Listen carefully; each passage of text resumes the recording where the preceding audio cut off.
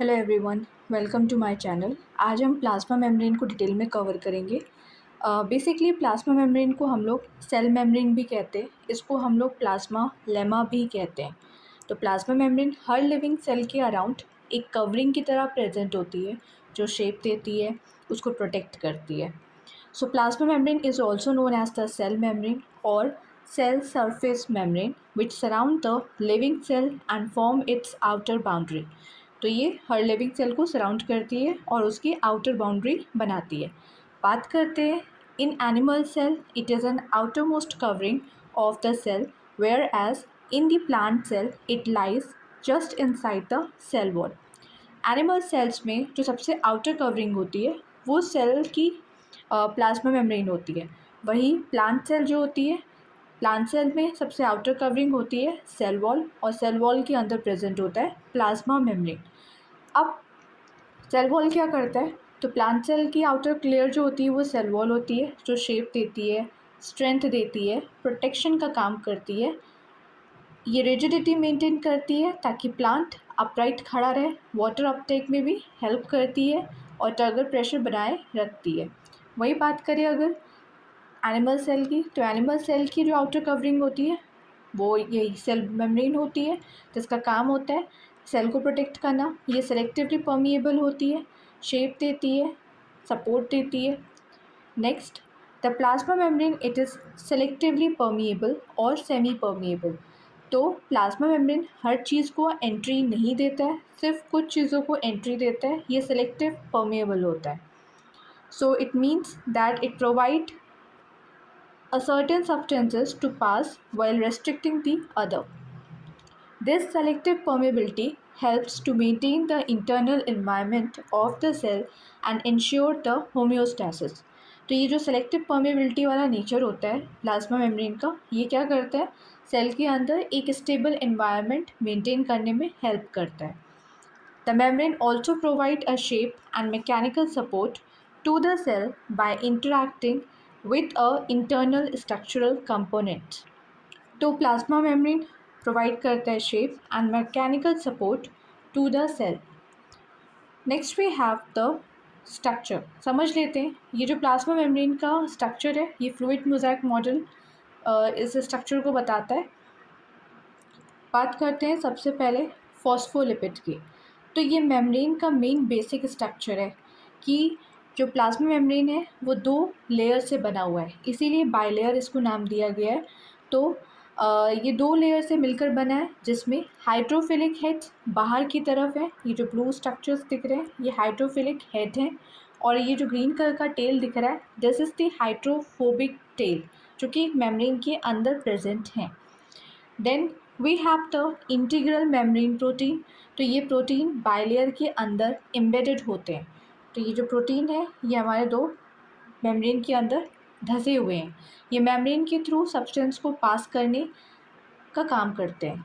Then we have a peripheral membrane protein, जो surface पे present हो मेम्ब्रेन के, उनको कहते हैं पेरीफेरल मेम्ब्रेन प्रोटीन। ये मेनली सपोर्ट का काम करते हैं। Next we have the protein channel. तो ये एक टनल लाइक रास्ता बना हुआ है। तो बेसिकली इनका काम क्या होता है, ये स्पेसिफिक आयन्स या मॉलिक्यूल्स को मेम्ब्रेन के अक्रॉस पास होने देते हैं।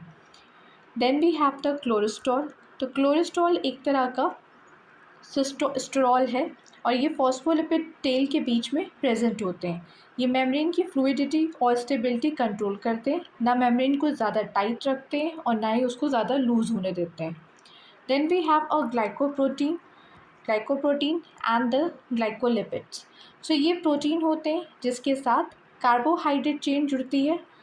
अब जिस प्रोटीन के साथ कार्बोहाइड्रेट की चेन के साथ प्रोटीन ऐड हो जाएगा तो वो ग्लाइकोप्रोटीन बनाएगा, सेल रिकग्नाइजेशन कम्युनिकेशन में हेल्प करता है।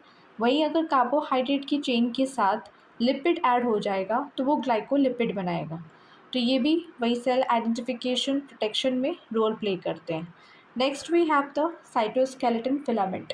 ये मेम्ब्रेन के इनर साइड पर प्रेजेंट होते हैं, ये सेल को शेप देते हैं और सपोर्ट प्रोवाइड करते हैं। अगर प्लाज्मा मेम्ब्रेन की केमिकल कॉम्पोजिशन की बात करें तो ये लिपिड से बना हुआ है। लिपिड इसमें 20 से 40% होगा। Then we have the protein, तो प्रोटीन तो बल्क अमाउंट में प्रेजेंट होता है इसमें। देन वी हैव कार्बोहाइड्रेट्स जो कि 2 से 10% प्रेजेंट होते हैं। And yeah this was it. Next we have the fluid mosaic model. तो बहुत सारे मॉडल इंट्रोड्यूस हुए थे, जैसे डैनली एंड डेवसन का मॉडल आया था जिसको उन्होंने दिया था सैंडविच मॉडल। इन्होंने कहा था कि जैसे सैंडविच में 2 ब्रेड होते हैं और उनके बीच में फिलिंग होती है, इन सेम वे जो प्लाज्मा मेम्ब्रेन का मॉडल है उसमें ऊपर और नीचे प्रोटीन की लेयर है और बीच में लिपिड है। Then we have a unit membrane model जिसको रॉबर्टसन ने दिया था। एंड देन आता है फ्लूइड मोज़ैक मॉडल जो कि मोस्ट एक्सेप्टेड मॉडल है। सो इस फ्लूइड मोज़ैक मॉडल को 1972 में सिंजर एंड निकोलसन ने दिया था। बेसिकली इसका नाम क्यों रखा गया फ्लूइड मोज़ैक मॉडल, तो फ्लूइड का मतलब होता है फ्लेक्सिबल होना, डायनेमिक होना, रिजिड नहीं होना, टाइट नहीं है, कोई चीज़ फ्लेक्सिबल है, तो इसलिए इसका मतलब होता है fluid. Then we have a mosaic. Mosaic का मतलब होता है जो मेम्ब्रेन के अंदर प्रोटीन्स होते हैं वो स्कैटर्ड फॉर्म में प्रेजेंट होते हैं, तो एक मोज़ैक पैटर्न बना रहे होते हैं, इसलिए इसको मोज़ैक कहा गया। So this is the meaning of the fluid mosaic model. अब इस मॉडल में क्या कहा गया कि मेम्ब्रेन जो है वो फॉस्फोलिपिड की बाइलेयर से बनी हुई है। इसमें इन्होंने hydrophilic head and hydrophobic head के बारे में बताया, टेल के बारे में बताया। नेक्स्ट इन्होंने बताया कि जो प्रोटीन होते हैं वो 2 मेम्ब्रेन के बीच में प्रेजेंट होते हैं, कुछ पेरीफेरी पे भी प्रेजेंट होते हैं। कोलेस्ट्रॉल प्रेजेंट होता है जो फ्लूइडिटी को कंट्रोल करता है। कार्बोहाइड्रेट जो होते हैं वो आउटर सरफेस पर प्रेजेंट होते हैं मेम्ब्रेन के। So the structure of the plasma membrane is explained by the fluid mosaic model। ये कब बताया गया था 1972 में सिंजर एंड निकोलसन ने इस मॉडल को इंट्रोड्यूस किया था। According to this model a membrane is fluid in nature, fluid है, रिजिड नहीं है, allowing the lipid and the some protein to move laterally within the layer। अब जो टर्म था मोज़ैक उसका मतलब होता है जो प्रोटीन है वो इरेगुलर अरेंजमेंट में पैचेस के फॉर्म में प्रेजेंट है। Refer to the irregular arrangement of the protein embedded within the lipid bilayer। अब the membrane it is a dynamic and flexible rather than the rigid। तो जो ये मेम्ब्रेन है plasma membrane ये flexible है, rigid नहीं है। Next we have the basic structure of the plasma membrane. तो the fundamental structure of the plasma membrane it is phospholipid bilayer. तो प्लाज्मा मेम्ब्रेन का जो मेन स्ट्रक्चर है वो फॉस्फोलिपिड बाइलेयर से बना हुआ है। हर फॉस्फोलिपिड में हाइड्रोफिलिक हेड्स होते हैं एंड हाइड्रोफोबिक टेल होते हैं। हाइड्रोफिलिक हेड का मतलब है वाटर लविंग, हाइड्रोफोबिक का मतलब है फोबिया होना, किसी चीज़ से डरना, तो वाटर से डरता है। This is a hydrophobic tell. तो जो हेड होता है वो ऊपर की तरफ होता है और जो टेल होते हैं वो 2 मेम्ब्रेन के बीच में फंसे हुए होते हैं, प्रेजेंट होते हैं। या फिर the phospholipids are the amphipathic molecules containing both hydrophilic and hydrophobic region. Next we have type of the phospholipids and the fatty acid। The prokaryotic cells, the membrane mainly contain glycerophospholipid। तो prokaryotic cell जैसे कि bacteria की membrane mainly ग्लाइसरोफॉस्फोलिपिड से बनी होती है। अब ये ग्लाइसरोफॉस्फोलिपिड क्या होता है? सो ग्लाइसरोफॉस्फोलिपिड जो होता है ये मेम्ब्रेन का बेसिक स्ट्रक्चर प्रोवाइड करता है, सेल को प्रोटेक्ट करता है, ठीक है, और एक बैरियर देता है, ट्रांसपोर्ट करता है सेलेक्टिव चीज़ों को, यही इसका काम होता है। तो अगर मैं पूछूं कि बैक्टीरिया की जो सेल वॉल होती है वो किस चीज़ से बनी हुई होती है, तो बैक्टीरिया की सेल वॉल पेप्टाइडोग्लाइकन से बनी होती है। और ये पेप्टाइडोग्लाइकन जो होती है सेल को शेप देता है, मैकेनिकल सपोर्ट और प्रोटेक्शन का काम करता है, ओस्मोटिक स्ट्रेस से बचाता है यानी कि सेल को बर्स्ट होने से रोकता है। वही जो प्लाज्मा मेम्ब्रेन होती है बैक्टीरिया की वो पेप्टाइडोग्लाइकन से नहीं होती बनी, वो बनी होती है ग्लाइसरोफॉस्फोलिपिड से। ठीक है, तो दोनों चीज़ें अलग अलग हैं। प्लाज्मा मेम्ब्रेन इनर लेयर है, सेलेक्टिव परमिएबल होता है। पेप्टाइडोग्लाइकन आउटर लेयर होती है, रिजिड होती है, प्रोटेक्टिव होती है। अब बात करते हैं यूकैरियोटिक सेल्स की। सो यूकैरियोटिक सेल्स में जो मेम्ब्रेन होती है वो ग्लाइसरोफॉस्फोलिपिड के साथ साथ स्पिंगोसाइन बेस्ड फॉस्फोलिपिड भी कंटेन करती है।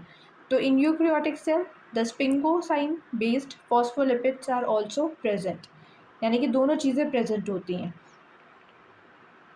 तो यूकैरियोटिक सेल में जो स्पिंगोसाइन लिपिड है ये क्या करता है, ये मेम्ब्रेन को एक्स्ट्रा स्टेबिलिटी, प्रोटेक्शन और स्पेशलाइज्ड फंक्शन प्रोवाइड करते हैं, स्पेशली नर्व सेल्स में, जैसे कि माइलिन शीट में ज़्यादा मिलते हैं ये। Next we have the saturated and unsaturated fatty acids. तो जो फैटी एसिड्स हमारे प्लाज्मा मेम्ब्रेन में प्रेजेंट होते हैं वो दो तरह के होते हैं, एक होते हैं सैचुरेटेड फैटी एसिड और दूसरे होते हैं अनसैचुरेटेड फैटी एसिड। जो सैचुरेटेड फैटी एसिड होते हैं इनमें डबल बॉन्ड नहीं प्रेजेंट होता है, सिंगल बॉन्ड प्रेजेंट होता है, ये स्ट्रेट चेन होती हैं, टाइटली पैक हो जाती हैं, मेम्ब्रेन में ये रिजिडिटी और स्टेबिलिटी प्रोवाइड करते हैं। अब अगर मैं पूछूं कि सैचुरेटेड फैटी एसिड कौन कौन से, जैसे कि पैल्मिटिक एसिड हो गया, स्टेरिक एसिड हो गया, वही बात करते हैं अनसैचुरेटेड फैटी एसिड की, तो इनमें एक या एक से ज़्यादा बॉन्ड्स प्रेजेंट होते हैं, डबल बॉन्ड वाले होते हैं ये फैटी एसिड होते हैं। डबल बॉन्ड होने की वजह से इनकी जो चेन होती है वो बेंट होती है, तो ये टाइटली पैक नहीं होते, ये मेम्ब्रेन में फ्लूइडिटी बढ़ाते हैं। सो जैसे कि ओलिक एसिड हो गया, लिनोइक एसिड हो गया, तो ये अनसैचुरेटेड फैटी एसिड के एग्जाम्पल्स हैं। तो saturated fatty acids are the straight and the pack tightly, thereby decreasing the membrane fluidity. ठीक है, तो ये टाइट होते हैं तो ये फ्लूइडिटी को कम करते हैं। वही अनसैचुरेटेड फैटी एसिड की बात करें तो ये कंटेन करते हैं double bond that creates the bend, preventing the tight packing and increasing the membrane fluidity. तो ये डबल बॉन्ड से बने हुए होते हैं, तो ये इनकी फ्लूइडिटी को इंक्रीज़ कर देते हैं। तो मेम्ब्रेन में सैचुरेटेड फैटी एसिड जो होते हैं वो रिजिडिटी बढ़ाते हैं और अनसैचुरेटेड फैटी एसिड जो होते हैं वो फ्लूइडिटी बढ़ाते हैं, और दोनों मेम्ब्रेन को बैलेंस मेंटेन करते हैं, और दोनों ही मिलकर मेम्ब्रेन का बैलेंस मेंटेन करते हैं। Next we have the membrane protein, बात करते हैं। सो प्रोटीन जो होते हैं आर एम्बेडेड विद इन और attach to the phospholipid bilayer. तो कुछ प्रोटीन जो होते हैं वो मेम्ब्रेन के अंदर प्रेजेंट होते हैं, कुछ पेरीफेरी पे अटैच्ड होते हैं। इंटीग्रल मेम्ब्रेन जो प्रोटीन होते हैं they are deeply embedded and may span the entire membrane. तो इंटीग्रल वाले ढसे हुए होते हैं मेम्ब्रेन के अंदर, फैले हुए होते हैं, एंड द पेरीफेरी यानी जो सरफेस पे प्रेजेंट होते हैं वो लूजली अटैच होते हैं मेम्ब्रेन में। Membrane protein contain a non-polar amino acid in the region interacting with the lipid tail and polar amino acid in the region exposed to water. अब मेम्ब्रेन में दो रीजन होते हैं, एक होता है नॉन पोलर अमीनो एसिड को जो रीजन कंटेन कर रहा होता है, दूसरा होता है पोलर अमीनो एसिड का रीजन। देखो होता क्या है, हमें पता है कि मेम्ब्रेन में ऊपर की तरफ हाइड्रोफिलिक हेड होता है जो कि वाटर लविंग होता है, तो ये पोलर मॉलिक्यूल का रीजन होता है। वही मेम्ब्रेन के अंदर देखें तो टेल वाला रीजन होता है, हाइड्रोफोबिक टेल प्रेजेंट होती है जो वाटर हीटिंग होता है, ठीक है, जिसको फोबिया होता है पानी से, तो वो पानी से दूर रहता है, तो ये एक नॉन पोलर रीजन होता है। So these protein function as a transporter, enzymes, receptors and attachment site for the cytoskeleton. तो ये प्रोटीन क्या करते हैं, ये ट्रांसपोर्टर का काम करते हैं, किसी चीज़ को अंदर ले जाना हो, कोई रिएक्शन कराना हो, इनके पास रिसेप्टर प्रेजेंट होते हैं, and the attachment site for the cytoskeleton. Sterol की बात कर लेते हैं। सो टाइप ऑफ स्टेरॉल जो होते हैं, एनिमल सेल्स में जो मेन स्टेरॉल होता है वो क्लोरेस्ट्रॉल होता है, एंड जो प्लांट सेल में जो मेजर स्टेरॉल होता है वो होता है फाइटोस्टेरॉल, जैसे कि सिस्टोस्टेरॉल हो गया, स्टिग्मास्टेरॉल हो गया। फंगल सेल में जो प्राइमरी स्टेरॉल होता है वो होता है एग्रोस्टेरॉल। इन तीनों स्टेरॉल का काम ज़्यादातर यही होता है, फ्लूइडिटी को रेगुलेट करना। मेम्ब्रेन की बात कर लेते हैं क्लोरेस्ट्रॉल की। So cholesterol molecule are present between the phospholipid in the animal cell membrane. अभी पीछे की डायग्राम में हमने देखा था, ये क्लोरेस्ट्रॉल होते हैं जो कि मेम्ब्रेन के बीच में प्रेजेंट होते हैं।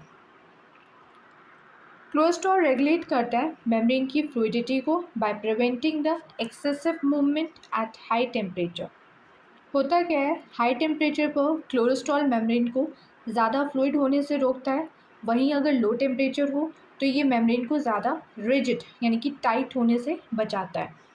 सो it also prevent the membrane from becoming a too rigid at low temperature, and thus cholesterol act as a homeostatic regulator of the membrane stability. तो ये मेम्ब्रेन को स्टेबिलिटी और स्ट्रेंथ प्रोवाइड करने का काम करता है। Then we have the glycolipids and the glycoprotein. तो बात कर लेते हैं इनकी। अगर कार्बोहाइड्रेट की चेन के साथ लिपिड अटैच हो जाता है तो उसको हम कहते हैं ग्लाइकोलिपिड। वहीं अगर प्रोटीन अटैच हो जाता है कार्बोहाइड्रेट की चेन से तो उसको कहते हैं ग्लाइकोप्रोटीन। दोनों के दोनों मेनली प्लाज्मा मेम्ब्रेन की आउटर सरफेस पर प्रेजेंट होते हैं।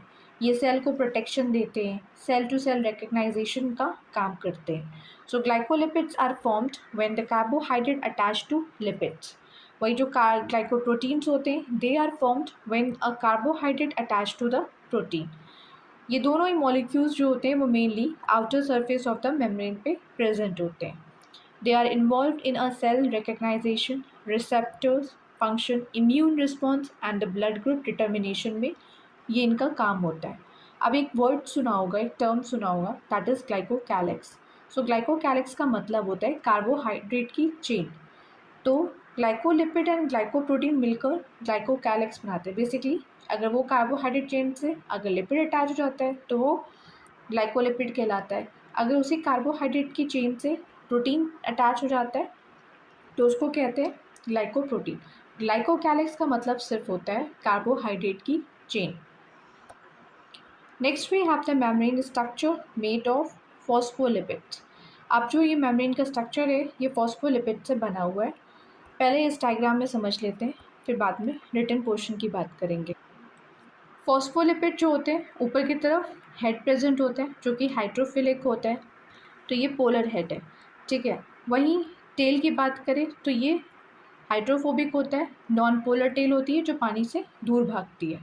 अब फॉस्फोलिपिड जो होती है दो लेयर से बनी हुई होती है। प्लाज्मा मेम्ब्रेन दो लेयर से बना होता है।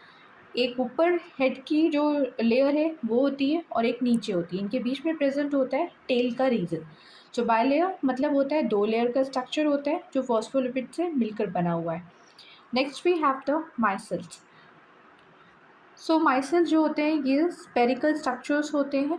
माइसेल्स यूजुअली तब बनते हैं जब सिंगल लेयर अरेंजमेंट होता है। ध्यान से देखो इस डायग्राम को, यहाँ पे सिर्फ एक ही हाइड्रोफिलिक हेड का लेयर दिखाई दे रहा है और यहाँ पे एक ही टेल का लेयर पूरा दिखाई दे रहा है, तो ये सिंगल लेयर है। कंपेयर करो फॉस्फोलिपिड के बाई लेयर से, यहाँ पे दो हेड की लेयर्स हैं बट यहाँ पे सिर्फ एक ही हेड का लेयर दिखाई दे रहा है, हाइड्रोफिलिक हेड का लेयर दिखाई दे रहा है, तो ये माइसेल्स, तो यानी कि सिंगल लेयर अरेंजमेंट होता है। ये मेनली डिटर्जेंट और सोप में मिलते हैं जो ग्रीस को रिमूव करते हैं। वही बात करते हैं अगर लिपोसोम्स की, तो लिपोसोम्स भी स्पेरिकल स्ट्रक्चर के होते हैं। ये भी फॉस्फोलिपिड बाइलेयर की तरह दो लेयर्स से बने हुए होते हैं। यहाँ पे दो हेड की लेयर्स दिखाई दे रही हैं, तो दो बाइलेयर से बना हुआ ये स्ट्रक्चर है। तो जब फॉस्फोलिपिड वाटर में होते हैं तो वो अपने आप एक क्लोज्ड राउंड स्ट्रक्चर बना लेते हैं जिसमें अंदर से अंदर वाटर फिल्ड स्पेस होता है। इसी को लिपोसोम्स कहते हैं। So you can see in the structure, ये छोटा सा कैविटी टाइप स्ट्रक्चर है, वाटर फिल्ड स्ट्रक्चर, इसी को हम लोग लिपोसोम्स कहते हैं। इनका आउटर लेयर बिल्कुल प्लाज्मा मेम्ब्रेन के जैसा होता है। लिपोसोम्स का यूज़ मेनली ड्रग डिलीवरी में होता है क्योंकि ये मेडिसिन को बॉडी के स्पेसिफिक पार्ट तक सेफली पहुंचा सकते हैं। बाइलेयर शीट की बात कर लेते हैं। The bilayer sheet forms the basic structure of the biological membrane. वहीं लिपोसोम्स की अगर बात करते हैं तो when the phospholipid bilayer close upon themselves they form a spherical structure जिसको हम लोग कहते हैं लिपोसोम्स। लिपोसोम्स एनक्लोज करते हैं वाटर को इन देयर सेंट्रल कैविटी। एक ये सेंट्रल कैविटी बन रही है, इसी की बात हो रही है। So they are used in a targeted drug delivery system. तो ये ड्रग डिलीवरी का काम करते हैं by replacing the internal water with drug. Next we have the micelles. They are the spherical structure formed by the amphipathic molecules with a single fatty acid tail. They contain a hydrophobic core and commonly found in the detergent. तो ये detergents में हमें मिलते हैं, ये बनाते हैं। अब बात कर लेते हैं फैक्टर अफेक्टिंग मेम्ब्रेन फ्लूइडिटी। कौन से फैक्टर होते हैं जो मेम्ब्रेन की फ्लूइडिटी को अफेक्ट करते हैं? तो तीन फैक्टर होते हैं। एक टेम्परेचर हो गया, फैटी एसिड कॉम्पोजिशन हो गया, कोलेस्ट्रॉल हो गया। टेम्परेचर का क्या मतलब है? जब टेम्परेचर हाई होता है तो मेम्ब्रेन ज़्यादा फ्लूइड हो जाती है या फिर कहें फ्लेक्सिबल हो जाती है, लेकिन जब टेम्परेचर लो होता है तो मेम्ब्रेन जो होती है वो ज़्यादा सख्त हो जाती है, रिजिड हो जाती है। तो an increase in the temperature increases the membrane fluidity. वही बात करें, अगर टेम्परेचर लो हो जाएगा तो ये उसकी फ्लूइडिटी को कम कर देगा, मेम्ब्रेन को रिजिड बना देगा।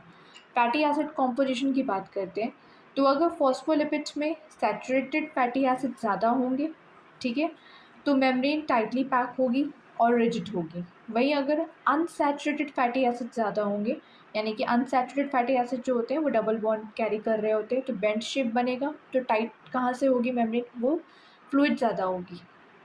तो अनसैचुरेटेड फैटी एसिड इंक्रीज़ कर देते हैं मेम्ब्रेन की फ्लूइडिटी को, वही जो सैचुरेटेड फैटी एसिड्स होते हैं वो डिक्रीज़ कर देते हैं मेम्ब्रेन की फ्लूइडिटी को। Then we have the cholesterol.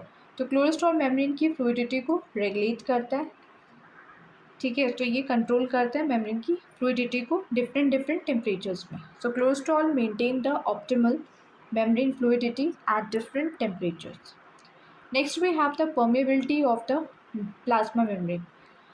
तो प्लाज्मा मेम्ब्रेन जो होती है वो सेलेक्टिव परमिएबल होती है, कुछ ही चीज़ों को अंदर आने देती है, बाकी चीज़ें वो रोक देती है। Non polar molecules such as oxygen हो गया, कार्बन डाइऑक्साइड हो गया, can easily diffuse across the membrane. जितने भी नॉन पोलर मॉलिक्यूल्स होते हैं वो इजली मेम्ब्रेन के अंदर चले जाते हैं। और जो स्मॉल अनचार्ज पोलर मॉलिक्यूल्स होते हैं, जैसे कि वाटर हो गया, ग्लिसरॉल हो गया, अमोनिया हो गया, can also cross the relatively easily, वो भी मेम्ब्रेन को क्रॉस कर जाते हैं ईजली।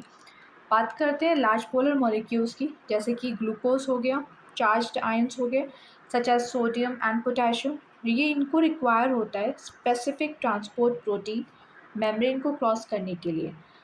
देखो, लार्ज पोलर मॉलिक्यूल जैसे कि ग्लूकोज और चार्ज्ड आयंस जैसे सोडियम हो गया, पोटेशियम हो गया, ये डायरेक्टली प्लाज्मा मेम्ब्रेन के को पास नहीं कर सकते, क्योंकि मेम्ब्रेन का जो अंदर का एटमॉस्फेयर होता है या अंदर का जो पार्ट होता है वो हाइड्रोफोबिक होता है, यानी कि नॉन पोलर होता है। इसलिए इनको क्रॉस करने के लिए स्पेसिफिक ट्रांसपोर्ट प्रोटीन की ज़रूरत होती है, और ये प्रोटीन चैनल्स के थ्रू सेफली क्रॉस कर सकते हैं मेम्ब्रेन को। Next we have the membrane transport. तो मेम्ब्रेन में जो ट्रांसपोर्ट होता है वो दो तरह से होता है, एक होता है पैसिव ट्रांसपोर्ट और एक होता है एक्टिव ट्रांसपोर्ट। बात कर लेते हैं पैसिव ट्रांसपोर्ट की, तो इस डायग्राम के थ्रू अच्छे से समझ लेते हैं। हमें पता है कि पैसिव ट्रांसपोर्ट क्या होता है। पैसिव ट्रांसपोर्ट में जो भी सब्सटेंसेस होते हैं वो मेम्ब्रेन के अक्रॉस मूव करते हैं बिना किसी एटीपी के खर्च करें।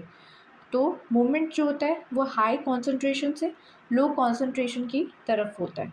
सबसे पहले बात करते हैं सिंपल डिफ्यूजन की। तो सिंपल डिफ्यूजन में इसमें जो छोटे छोटे नॉन पोलर मॉलिक्यूल्स हैं वो डायरेक्टली फॉस्फोलिपिड बाइलेयर के थ्रू पास हो जाएंगे, इनको कोई भी प्रोटीन की ज़रूरत नहीं होगी। एग्जाम्पल क्या होगा सिंपल डिफ्यूजन का, ऑक्सीजन हो गया, कार्बन डाइऑक्साइड हो गया। बात करते हैं फैसिलिटेटेड डिफ्यूजन की। सो यहाँ पे मॉलिक्यूल्स मेम्ब्रेन के थ्रू डायरेक्ट पास नहीं कर सकते, इनको प्रोटीन की ज़रूरत होती है। अब यहाँ पे लिखा हुआ है facilitated diffusion through non specific transporter, मतलब अब कोई भी नॉन स्पेसिफिक प्रोटीन चैनल इनको हेल्प कर सकता है मेम्ब्रेन को पास करने में। वहीं यहाँ पे लिखा है facilitated diffusion through the specific transporter. यहाँ पर एक स्पेसिफिक कैरियर प्रोटीन होता है जो सिर्फ पर्टिकुलर मॉलिक्यूल को ही बाइंड करेगा, जैसे कि ग्लूकोज। ग्लूकोज के लिए स्पेशल ट्रांसपोर्टर होता है, ये भी हाई से लो कॉन्सेंट्रेशन में ही मूव करेंगे। Next we have the osmosis through a bilayer and aquaporin. Osmosis में वाटर मॉलिक्यूल्स मूव करते हैं, वाटर डायरेक्टली बाइलेयर के थ्रू जा सकते हैं थोड़ा बहुत अमाउंट में, लेकिन ज़्यादातर वाटर एक्वापोरिन प्रोटीन चैनल से पास करते हैं। तो आई होप पैसिव ट्रांसपोर्ट समझ में आ गया होगा। Next, so passive transport does not require energy and occurs along the concentration gradient, ठीक है। सिंपल डिफ्यूजन की बात करें तो ये अलाउ करता है non polar molecules to move directly through the lipid bilayer. तो सिंपल डिफ्यूजन में जो नॉन पोलर मॉलिक्यूल्स होते हैं वो आसानी से मेम्ब्रेन को क्रॉस कर जाते हैं। वहीं जो फैसिलिटेटेड डिफ्यूजन होता है वो यूजुअली चैनल या फिर कैरियर प्रोटीन्स के हेल्प से होता है, कि जो मॉलिक्यूल्स होते हैं उनको स्पेसिफिक प्रोटीन की ज़रूरत पड़ती है, प्रोटीन की ज़रूरत पड़ती है मेम्ब्रेन को क्रॉस करने के लिए। अब बात करते हैं एक्टिव ट्रांसपोर्ट की। तो एक्टिव ट्रांसपोर्ट एक प्रोसेस है जिसमें सब्सटेंस मेम्ब्रेन के अक्रॉस मूव करते हैं एनर्जी की हेल्प से, यानी कि ये एनर्जी को खर्च करेंगे, एटीपी की इनको ज़रूरत पड़ती है. So active transport require the energy in the form of the ATP. It moves the substance against their concentration gradient using a carrier protein or pumps. So basically होता क्या है कि इनका जो मूवमेंट होता है वो कॉन्सेंट्रेशन ग्रेडियंट के अगेंस्ट होता है. पैसिव में क्या हो रहा था, जो मूवमेंट हो रहा था मॉलिक्यूल्स का वो हाई से लो की तरफ हो रहा था, हाई से लो की तरफ मॉलिक्यूल्स जा रहे थे. पर यहाँ पर लो से हाई कॉन्सेंट्रेशन की तरफ मूवमेंट होगा. अगर किसी भी चीज़ को हम ग्रेविटी की तरफ फेंकेंगे तो उसको एनर्जी की ज़रूरत नहीं है, वो आसानी से चली जाएगी. वहीं अगर हम किसी भी चीज़ को ग्रेविटी के अगेंस्ट भेजेंगे तो हमें वहाँ पे एटीपी का खर्च करना पड़ता है. तो इसको ऐसे समझो, दैट इज़ वाई इनको एटीपी का खर्च करना पड़ता है, क्योंकि ये कॉन्सेंट्रेशन ग्रेडियंट के अगेंस्ट मूव करते हैं. Then we have the homeostasis and the ion gradient. Homeostasis का मतलब है स्टेबिलिटी को मेंटेन करना, ठीक है. तो द प्लाज्मा मेम्ब्रेन मेंटेन करता है आयनिक बैलेंस को between the intracellular and extracellular environment. Potassium ions जो होते हैं, अब एक चीज़, आयंस ग्रेडियंट का क्या मतलब होता है. आयन ग्रेडियंट का मतलब है मेम्ब्रेन के दोनों साइड्स पर आयन का कॉन्सेंट्रेशन जो होता है वो डिफरेंट होता है. यूजुअली जो सेल के बाहर होते हैं उनमें वहाँ पे सोडियम ज़्यादा होता है और सेल के अंदर पोटेशियम का कंटेंट जो होता है वो ज़्यादा होता है. तो मेम्ब्रेन के दोनों साइड्स पर आयंस का अनइक्वल डिस्ट्रीब्यूशन होता है, तो इसको हम लोग कहते हैं ions gradient. So the potassium ions are more concentrated inside the cell. वहीं अगर सोडियम आयंस की बात करें तो ये ज़्यादा कॉन्सेंट्रेटेड होते हैं outside the cell. The ion gradient is essential for the maintaining the membrane potential and the normal cellular function. अगर ये आयंस का बैलेंस डिस्टर्ब हो जाए तो सेल जो होगा वो नॉर्मल फंक्शन नहीं कर पाएगा, उसका जो नॉर्मल फंक्शन है वो अफेक्ट हो जाएगा. Next we have the vesicular trafficking. What do you mean by the vesicular? So vesicular trafficking एक प्रोसेस है जिसमें सेल के अंदर और बाहर सब्सटेंसेस का ट्रांसपोर्ट वेसाइकल के थ्रू होता है. इस डायग्राम से समझो तो ज़्यादा अच्छे से समझ में आएगा. ये वेसाइकल्स हैं, छोटे छोटे स्पेरिकल स्ट्रक्चर दिखाई दे रहे हैं, इनको कहते हैं वेसाइकल. बात कर लेते हैं पहले एंडोसाइटोसिस की. तो ये जो प्लाज्मा मेम्ब्रेन है ये अंदर की तरफ फोल्ड हो जाती है. अब ये जो बाहर पिंक कलर के डॉट्स हैं ये उनको सराउंड कर लिया और इसने एक वेसाइकल बना लिया. अब ये वेसाइकल फिर सेल के अंदर साइटोप्लाज्म के अंदर चला गया. इस प्रोसेस को हम लोग कहते हैं एंडोसाइटोसिस. एंडो का मतलब होता है कोई चीज़ मेम्ब्रेन के अंदर आना. Then we have the exocytosis. अब ये एक्सोसाइटोसिस क्या होता है, सेल के अंदर बना हुआ जो वेसाइकल है ये मेम्ब्रेन से जाके फ्यूज़ हो जाएगा और इस तरह से ये अंदर की चीज़ को बाहर भेज देगा.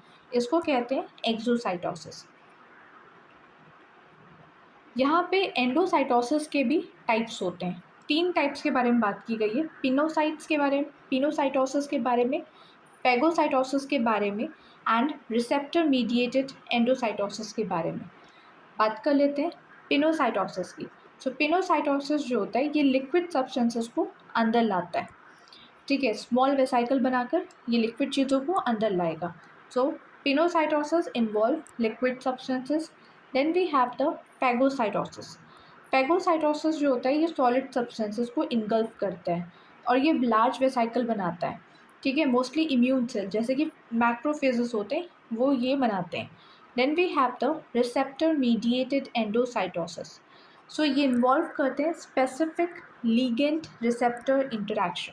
मतलब यहाँ पर स्पेसिफिक मॉलिक्यूल्स ही अंदर लिए जाते हैं. मेम्ब्रेन पर रिसेप्टर्स होते हैं जो स्पेसिफिक लिगेंड से बाइंड करते हैं. बाइंडिंग के बाद वेसाइकल फॉर्म होता है. तो ये प्रोसेस ज़्यादा स्पेसिफिक और एफिशिएंट होता है. सो आई होप कि ये क्लियर हो गया होगा. It is also participate in the exocytosis where vesicle fuse with the membrane to release the substances outside the cell. So exocytosis में क्या होता है, जो वेसाइकल है वो प्लाज्मा मेम्ब्रेन के साथ फ्यूज़ करेगा और इस तरह से वो अपना कंटेंट जो है उसको मेम्ब्रेन के बाहर भेज देगा. This process allow the bulk transport and the communication between the cellular compartment. तो ये इस प्रोसेस से क्या होता है, काफ़ी चीज़ों का ट्रांसपोर्ट होता है. Then we have the cell to cell interaction. Cell to cell interaction में सबसे पहले बात की गई है एनिमल सेल की. यहाँ पे गैप जंक्शन जो होता है वो अलाउ करता है कम्युनिकेशन में बिटवीन दी एडेसेंट सेल। तो आसपास के सेल में कम्युनिकेशन जो होता है एनिमल सेल में वो गैप जंक्शन के थ्रू होता है। Then we have the plant cell. तो यहाँ पे प्लाज्मा डेस्माटा जो होता है वो कनेक्ट करता है नेबरिंग सेल्स को एंड अलाउ करता है exchange of material. Next we have the functions of the plasma membrane. तो पहला फंक्शन है the plasma membrane act as a selectively permeable barrier allowing only the specific substances to enter and leave the cell. तो plasma membrane कुछ ही चीज़ों को अंदर आने देते हैं। हमें पता है कि ये सेलेक्टिव परमिएबल होता है। इस तरह क्या होता है, वो स्टेबिलिटी को मेंटेन करके रखता है सेल की। तो it protect the internal content of the cell from the external environment. ये हेल्प करता है ट्रांसपोर्ट करने में मटेरियल को थ्रू द प्रोसेस, जैसे कि diffusion, osmosis, active transport and endocytosis के थ्रू, एक्सोसाइटोसिस के थ्रू। इस तरह से क्या होता है, वो ट्रांसपोर्ट करता है चीज़ों का। ये इनेबल करता है सेल का communication through the receptor protein present on the surface. So communication, cell communication में भी हेल्प करता है। Then we have it provide the structural support by anchoring the cytoskeleton and maintaining the shape of the। तो cell के अंदर हमें पता है साइटोस्केलेटन प्रेजेंट होते हैं, ठीक है। तो जो प्लाज्मा मेम्ब्रेन होता है वो साइटोस्केलेटन के साथ जुड़ जाता है। एंकरिंग का मतलब होता है जुड़ जाना। तो इससे क्या होता है, जो सेल का शेप होता है वो स्टेबल रहता है, उसको स्ट्रेंथ मिलती है, मैकेनिकल सपोर्ट मिलता है। साइटोस्केलेटन का क्या मतलब हुआ, सेल के जो अंदर प्रोटीन का नेटवर्क, उसको कहते हैं cytoskeleton. So yeah, this was it. If you found this video helpful, then please don't forget to like, share and subscribe to the channel. It truly encourages me a lot. So मिलते हैं next video में. Thanks for watching.